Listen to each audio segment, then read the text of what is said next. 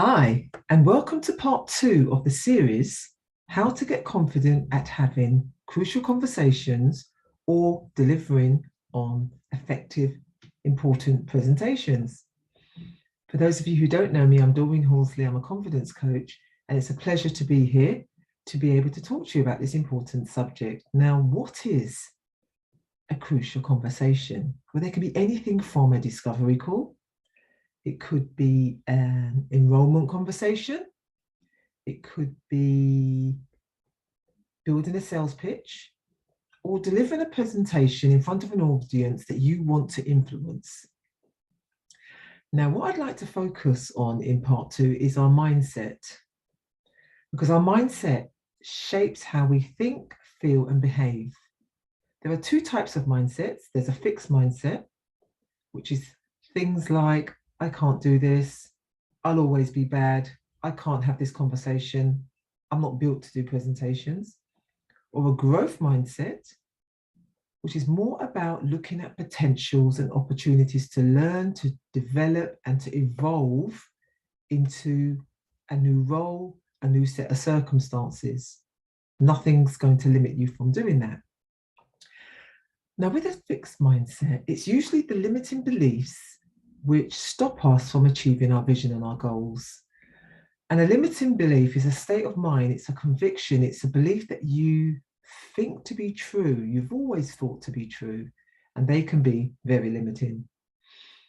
So what we usually find is that the limiting beliefs affects your confidence to step out of your comfort zone, or your confidence to have an enrollment conversation or have a discovery call, or to do so with confidence, with poise, with elegance, and to speak with conviction and credibility.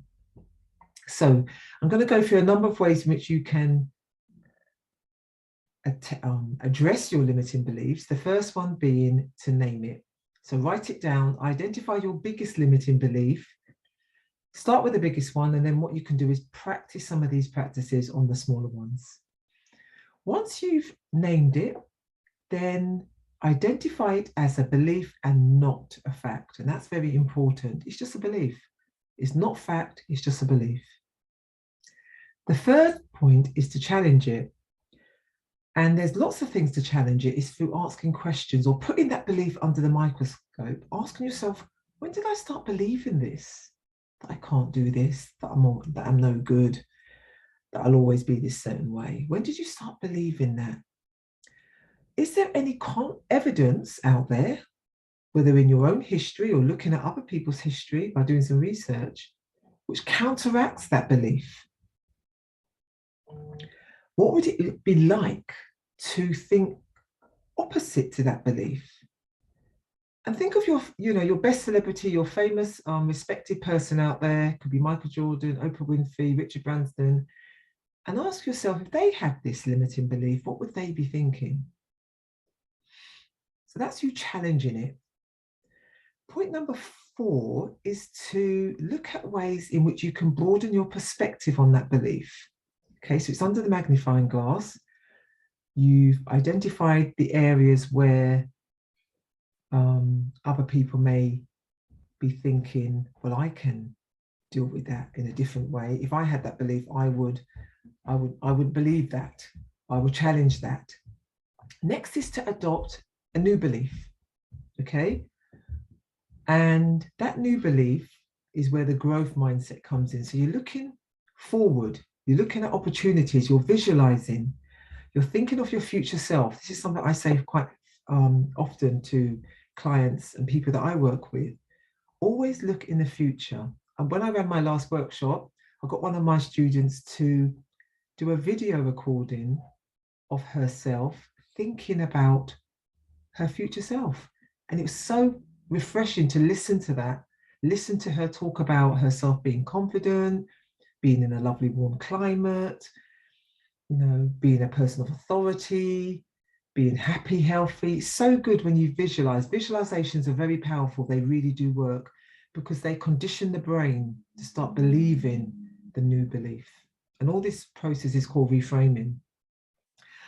And what I'd love to do is to encourage you to get some help, get some mentorship, get a good friend that can help you with your limiting beliefs, get a coach who will help you to set goals and hold you accountable to always thinking of the new belief.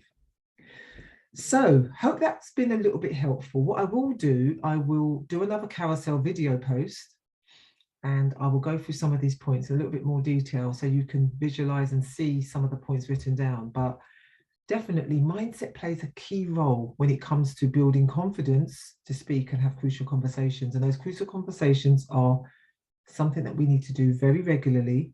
It's not a one-off. And you could be in any situation where you can be called upon to be a witness, to be an advocate, to speak up and speak out. So building the confidence to speak publicly is such an important skill to learn.